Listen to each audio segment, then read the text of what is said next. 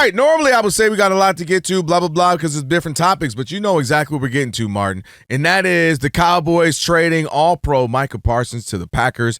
They've agreed to a 4-year deal, so he got the deal already, $188 million, and that is going to be, of course, including $136 that'll be guaranteed, which makes it an average of $47 million per year, Martin, which will be the highest paid non-quarterback in history. And also, if you were the Cowboys, they netted 2 first-rounders for the Cowboys. So just first and foremost, give me your initial reaction. Kenny Clark. And Kenny Clark. And Kenny Clark. No disrespect. I'm about to say, hold on. Yeah, Kenny Clark right there. Yeah, Kenny Clark. I'm sitting there driving, heading back this way. Boom, we get the text. Boom, this is breaking. It's all over sports radio. And this is obviously been the conversation since Rob's been out, pretty much all I've had. I've had, Rob G's and you and Ephraim, and this has been what folks have been talking about, how Jerry and Mike are going back and forth. And not to mention, in the middle of this, he drops America's team. So the Cowboys have pretty much dominated to Jerry's, exactly what he wants, the conversation. But, Martin, this is something that I thought about last week. We had this conversation when we were discussing, and I said, you just wonder at a certain point, would it backfire on Jerry the way in which he's always conducted? We go back, if you watch America's team, you go back to Emmett, had a holdout on a game or two. Okay, fine, we worked that deal out. You go back, of course, with sometimes with Michael Irvin, they had some deal issues. They work it out. He loves them. They're part of the Dallas Hall of Fame, and they're just part of the guys. They're Cowboys. But then you fast forward a little bit, you get Dak. We know what happened there. Now he's making $60 million. We know what happened with CeeDee Lamb. Now with Mike, and I was telling Rob G that I wonder if at a certain point, especially when it started to get personal, right? You started to make it like Micah's hurt more than he is. Oh, he's out 6 games. Micah's like, no, it was 4. When you're saying, man, no, we already had deal going on. We in the back room of a smoky club in Vegas kind of vibe. I'm writing in deals on napkins, that kind of a thing. When Micah's saying, hey, man, no, my agent needs to be a part of this. Obviously, you have to be a part of it. You can't even make a deal without the CBA. So I was saying then, I just wonder at a certain point, does it backfire on Jerry? All the showmanship, don't worry about it. At the end of the day, we're going to get the deal done. It always works out in my favor. Does it finally backfire? And to me, I'm looking at this as it does, because you never want to lose your best player, right? If you lose one of your better, okay, it's tough. It's a business. You got to do what you got to do. You can't lose a 26-year-old best player on your team who's still very much in his prime and still missed 4 games and still comes back and still gets you 12, 13 sacks. So I don't want to let that guy go. And I think it got personal. I think it was, this is the same guy, Micah Parsons, Martin, who said, I want to be here. I want to be a Cowboy. I don't care about money.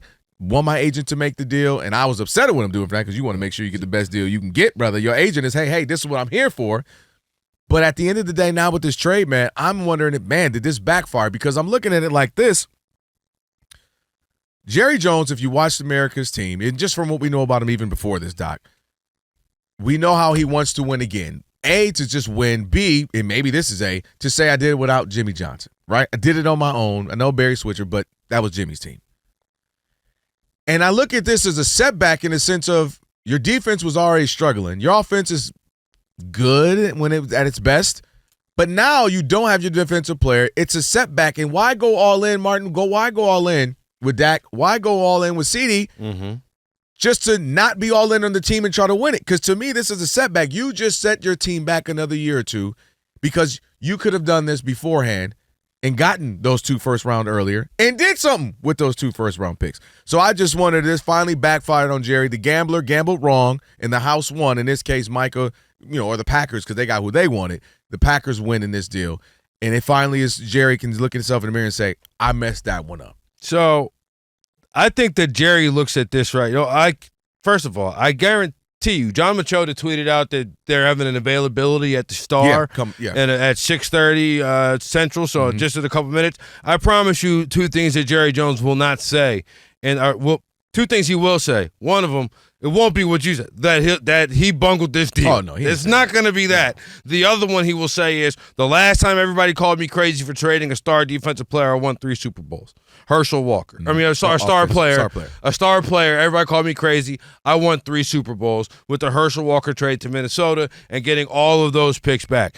I think he's going to be wrong on both. I don't see that this is not the Herschel Walker haul. And the order of operations, there's no defending it. If you were going to trade Micah Parsons, whether you were going to sign Micah Parsons, whatever you were going to do with Micah Parsons, you should have done it 2 years ago. But Jerry's a gambler, right? And if you are playing poker, like me, I bet on games, right? And I bet on games. I don't play cards.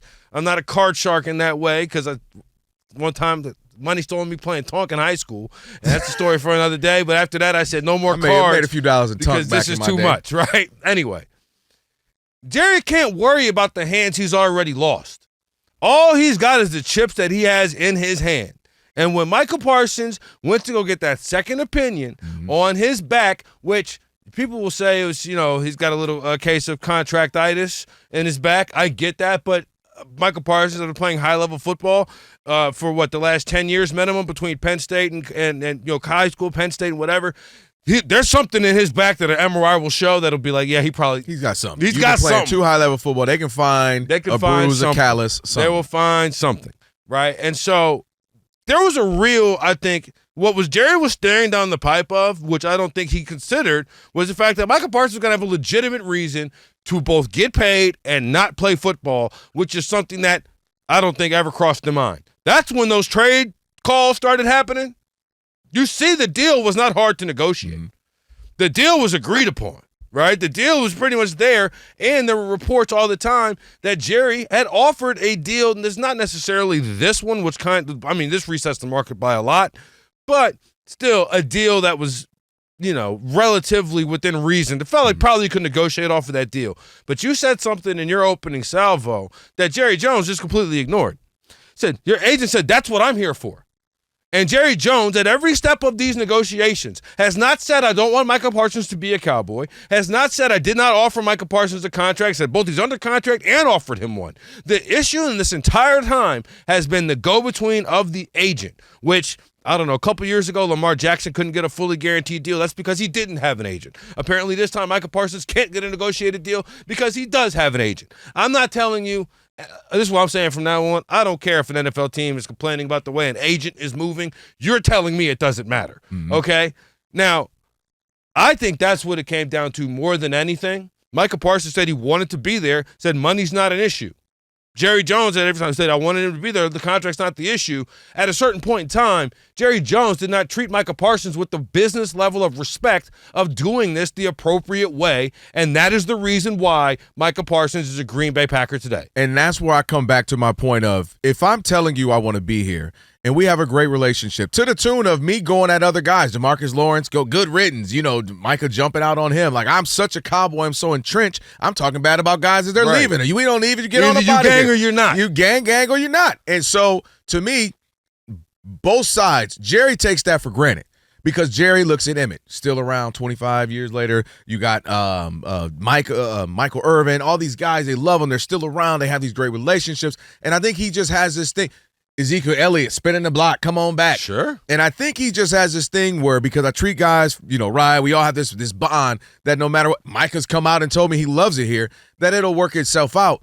But one thing I was telling Rob G when we were talking about this, there's a certain point where there's disrespect. There's business, and I understand business can be difficult. And anybody who has an agent, that's why they're there. Let me do the difficult things. Let me be the jerk.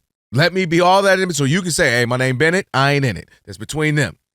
But when you remove that, and then you don't know his relationship with his agent, and all you keep doing is throwing my agent under the bus. Honestly, you can there are trickles, and if you pay, like, we're way too in the weeds for this. I'm not expecting the guy driving home from work today to be necessarily on this.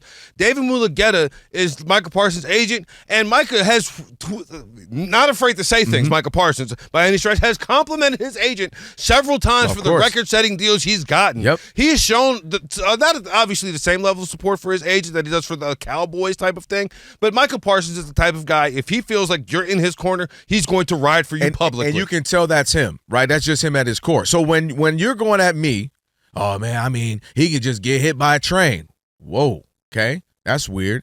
Oh, yeah, he missed 6 games anyway. Whoa, first off, I didn't. Because now that's the type of stuff, this. You've been covering sports. If I'm nothing else, I'm at least all in, right? I'm here. I'm giving my best. And when you start making like I'm not here and my availability, I don't know. He can get hit by a train. He's not even there. You start to question that. And then you throw my agent, who I have a relationship with, in personal and professionally. I think that was the thing for Mike, was like, nah, I'm willing to move on there. And then he started to do the score next.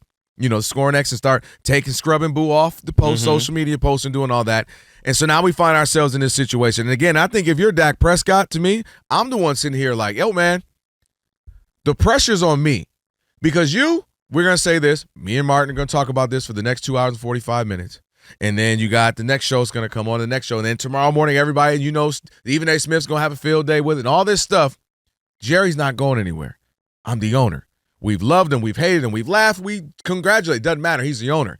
Dak Prescott's the one who's going to have to sit here and say, he's that good. Why can't he get it done?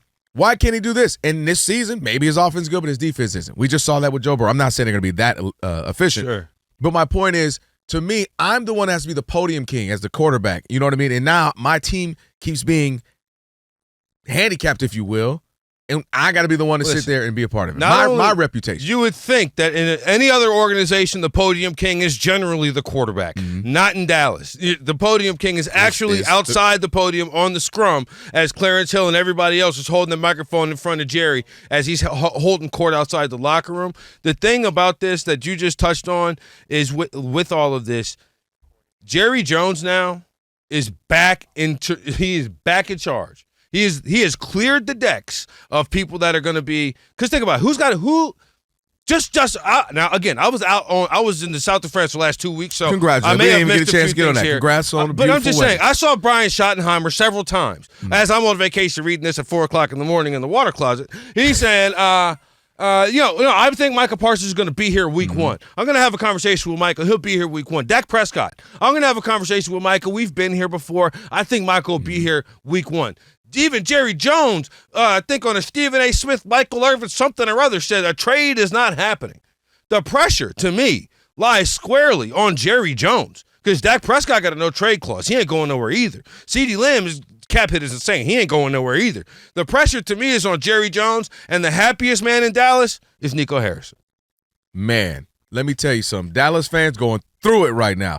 Ugh, sick. We're joined now by Matt Mosley from the Doomsday Podcast and FoxSports.com, and he's going to help us break this down a little bit more. Matt, how you doing, man? I'm doing okay. I mean, it was going to be a leisurely Thursday before some huge college football coverage, and then my day changed in a big way at about 4 o'clock Central local time today. So, Jerry, it always keeps it interesting. So I guess a 8-part Netflix series wasn't enough for him. He had to add to it with this. So he's going to add a ninth. Afternoon. He's going to add a 9th episode. Real quick, is this on a scale of 1 to 10? 10 being absolutely shocked, 1 being not shocked at all. Where are you with this actual trade happening? Probably like an 8. I just think it was starting to get kind of ugly, and I was having a hard time imagining, the next couple of years if they tried to let him play on his current deal and then do a franchise tag. I mean, this thing was going to get ugly. He was already seeking a second opinion on his back, where it almost kind of looked like he might try to sit out a little bit longer and perhaps blame an injury. I can't wait to see Micah in Green Bay. Something tells me that back's going to look a lot better. The back's going to start feeling better. He's going to come racing out of there. It is amazing what $47 million a year can do. So, so 8 or 9, but it's still. I just think you cannot even believe, like, just the shell shock of the fans. Like, so this doesn't approach that night that the Luka trade went down. Like, That was like the biggest gut punch, like, in the history of Dallas Fort Worth sports. Like, that was, other than just like the 2006 finals loss, which felt like that was robbed from the Mavericks, but that was a huge gut punch. This, at least, like, he's been upset. There's been anger both ways. So, and the player wasn't shocked because basically the player came out and asked for a trade. Right. So it can't be as shocking as the Luka deal, but you can understand the Metroplex, the fan base around here has had enough of this. And for a team that honestly probably didn't have that much of a shot against the Eagles or the Commanders in a tough division this year now really has no shot. And so it comes across as a complete, like it's over. And maybe the trade will hit and all these draft picks will hit, but right now I think a lot of people are pretty upset. Matt Mosley here on the Odd Couple. I know Jerry's about to start talking in a couple of seconds here, so I know you got to get to that. But I do want to ask you, where did the genesis of this anger seem to come from? The surprise here is we've seen Jerry sign Dak last minute, sign CD last minute, and this would have been that would have been par for the course to re-sign Micah. To me, how much of this was the fact that it seemed like Jerry wanted to pay him, Micah wanted to be a Cowboy, but Jerry didn't want to call David Mulugeta? Like, that felt like a major thing in this whole story to me. Am I off or on that? It was. I mean, Jerry likes to go straight to players. He's done it in the past. I just think in this case, most players will say, "Hey, man, bug off. Go talk to my agent." And I mean, they're respectful about it. But in this case, Jerry legitimately thought he had a deal done, and that they were on a number, and then. I think, and Jerry's been doing all this media here recently to try to win this thing somehow publicly, and there was no way in the world he was going to do that. And now the message, by the way, brand new coach, the locker room. You've already seen some of the reactions from his teammates, whether it's Diggs or CD or whoever. Mm-hmm. The locker room is in shock and is saddened, and yeah, it was completely. There were a couple of different things that happened. I think there was disrespect toward the player in the sense that he kind of. I think Micah was embarrassed. It was kind of like Jerry was trying to say, "Dude, you agreed to a deal." And then the agent, Jerry, tried to clown on him and act like he didn't know his name, and he doesn't talk to agents, he didn't call them up, and they've been working with agents forever. I mean, you think Eugene Parker wasn't in Jerry's office working on a deal for Dion all those years ago? I mean, these agents have been talking to Jerry and Steven forever, and to act like it otherwise was crazy. So this was some weird sort of end around, and the bottom line is, I think Jerry just got sick of getting beaten up on these deals. I mean, Dak gets $60 million a year. CD's probably the second highest paid wide receiver in the game, and I just think Jerry was done with it and just thought, I'm going to try to avoid letting this player, and then they just got to an impasse, and the rest is history. He's moved on, and now the Packers are doing with Micah kind of what the Cowboys did all those years ago with Charles Haley. Yeah. I mean, they didn't start winning Super Bowls. I mean, that was what put them over the top, was getting Charles Haley. And they're not the same person. They're not the same they're not the exact same player, except they are both holy terrors when it comes to a pass rush. I would say Charles was a holy terror in other areas too. Yeah, we're not going to get onto that. We want to keep our job, some of the stuff that he was doing. Real quick, we're running out of time, and I know you want to go watch and see what Jerry Jones has to say as well. Matt, real quick for me, I feel they punted on the season. It's a wrap. If they ever thought they had a chance to compete for the division, get a wild card spot, whatever, they've punted on. That's my opinion. You? Yeah, they're done. I mean, all you got to do is look at last year. Micah missed 4 games, and they didn't even have a chance. I mean, and he came back, and the numbers completely changed. The defensive numbers. I mean, they obviously had right there in front of them. They had all the numbers they needed to show when this guy plays, they're a completely different team. Now, were they a team that was out there knocking on the door to go to the Super Bowl? No. So I think that's probably, and again, somebody made a good point on Twitter. They're basically like, this GM can do things like this because he knows he's never going to get fired. There's no way he's ever going to lose his job. So if he needs to make a decision that's for the betterment, or that helps the team 3 or 4 years down the road, he can do it.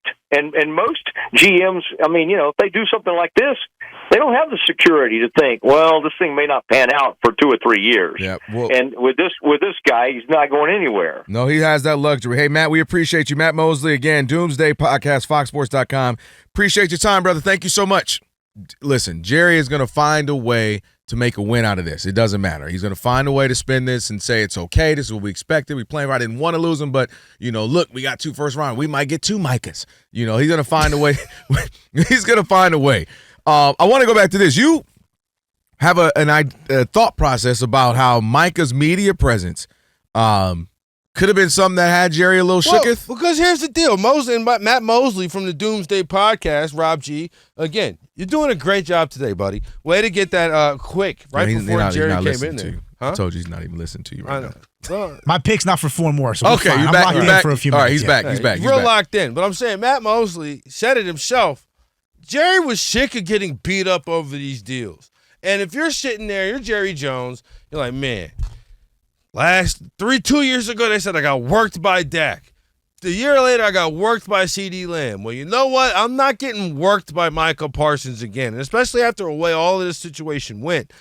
The difference between those 3 guys, Micah Parsons himself is a media conglomerate. Like, I don't want to say conglomerate, but whatever you call it, the Travis Kelce, the things that these new podcasts, player podcasts, and they're not even so many new anymore. They're established now at this point, getting signed. But the ones that you're saying are currently playing, the ones that are too. actively doing it. The difference between Micah Parsons and all of them, which is a fact I know has been outlined on this show and others several times, both by Chris and Rob, and I'm sure you as well, is that Micah Parsons hasn't won anything. Micah Parsons hasn't.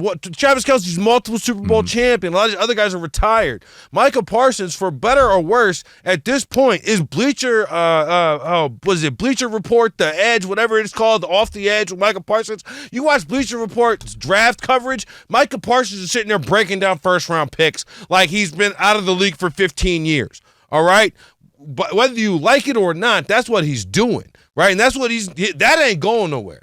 So Dak Prescott's not going on his podcast as he's negotiating with Jerry Jones saying, well, they offered me this and that. Like that conversation's not happening. C.D. Lamb would maybe tweet a little bit. C.D.'s held out. You know what I'm saying? So sure, I'm not saying that these guys are pushovers by any stretch. What I'm saying is, though, is that Micah Parsons is the only person in Dallas who made news on Wednesday, right? Like Jerry made news on Tuesday with his radio show.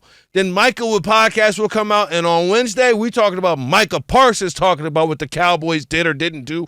Or Micah Parsons talking about what another team did. Because he's breaking down the whole league on his podcast like he's a retired player, right? Jerry was like Mosley said it. He was sick of getting beat up over these deals. And the way this was going to play out with Micah Parsons with a microphone in front of his face every week on the Micah Parsons podcast, which to his credit, there's one less person doing that show than there is right here. He does that all by himself and just talking to people straight on, right? And does, from what I can tell, a pretty good show. I'm not saying I'm locked in, but I definitely know I mine it for content every single week to see what Micah said, because the Micah podcast came out and see what he said either about this guy. Does it mean that he doesn't like how good Dak Prescott is because he said Matt Stafford's top 5? You know what I'm saying? Right. All of this or whatever. That's just hypothetical. But Jerry was not ever going to win this negotiation in the media if Micah Parsons was in Dallas. See, that's where I disagree. The reason I disagree is because Jerry's done this before. And owners, I talk about leaders of CEOs of companies, owners of teams in the NBA. The folks at top always somehow make the bottom people, like, and the fans hate the bottom person. They hate the player. When the owner's like, oh, they hate the player. Thank God, because it should have been us. And Jerry Jones has been doing this, yet Cowboy Nation, America's team is still thriving. This is nothing new to Jerry. And the longer this would have gone on, to me, and if Micah's showing up to the games, laying on the training bed, eating popcorn, not paying attention, you know the way people are too simple-minded, they would have turned on Micah. Man, I know it's business. You got to still look professional. Come on, Micah, you can't just be running your mouth. Turn your Micah off, as Rob Parker would say. All these things, to me, like it has in every sport, it turns to the player. Because people are too fickle-minded to realize, yo, this is the owner. In whatever league it is, they always go back to the player. Man, how dare he want to leave? Even though players been here 6, 7, 8 years, give their blood, sweat, and tears, the ownership has done nothing. How dare you want to get traded? How dare you want to move on? And Micah, to me, had he started continuing to complain, continuing to scrub the media, dropping Bible verses, people would have went on him. Man up. Stop putting it out there. Just be quiet. Let business handle itself. And I think they would have turned on him because subconsciously and subliminally, you're used to jerrying. I understand what you're saying, and I'm not trying to blow past it. Right. But you said, man, be quiet. Micah Parsons has never, for better or for worse, taken that advice. But they would have gone to that worse is what I'm saying, because people, let's say more of what happened the other night, last preseason on Friday, right? He's just laying out, acting silly. Call me. The fans doing all that. Right. People aren't nuanced enough to go, well, he's just mad because he took offense to that. He's just lashing out. People are going to, man, you still getting paid millions. You know how that goes. Man, you crying over a couple extra million. Meanwhile, I'm only making a couple. It would turn on him. That's just what fan bases and people do. I don't disagree. I agree with you that maybe the Cowboys fans writ large would say, if they start out 2-4, hey, boy, it's time to get out there and start making some plays, right? Like, it's time for you to get out there and start already making some under contract for 3 years. But my thing is, we had never had a guy who had been able to, and I know we're touching on this a little bit about the controlling your message, right? And it, depending on how you look at it, for LeBron, it's worked for him at times and backfired for him at times when he tried to control it too much. I think at this stage, the final stage of the kind of the athlete media thing, I think Micah would have been able to spin this. I think, Mike, there's enough facts out there to say, okay, yeah, these are the rules, right? And Jerry has me under contract for this, that, and the third.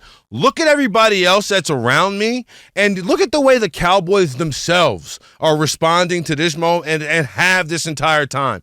The whole conversation coming out of all the people now who said Michael would be there week one is because they thought Jerry's going to pay him, right? It was never because Jerry's going to make him play on this deal. I think it would have came out and it would have had a different tone, if not necessarily just in Dallas, but NFL at large, because we've never seen a player with, and Micah Parsons is highly accomplished in the NFL. He's one of the best players in the NFL. Hall of Fame. But I would say, as little established winning and success at a team level, been so vocal before, both socially in general and about what actually happening on the team. Like, people knew who Jalen Ramsey was when he was playing for Jacksonville and kind of held out. You knew who he was, and he made big plays in the playoffs and so on. But he didn't have the Jalen Ramsey show. Micah Parsons is definitely, I mean, he put himself in position to at least be eye to eye and try to battle Jerry. And that's why this makes it so astonishing, because Jerry finally got a taste of his own medicine. I'm the guy that does the radio shows. I'm the guys that drop documentaries. I'm the guys that go on Stephen A. Smith shows and all that. And now I got other guys going on shows talking about me. Maybe he did meet his match.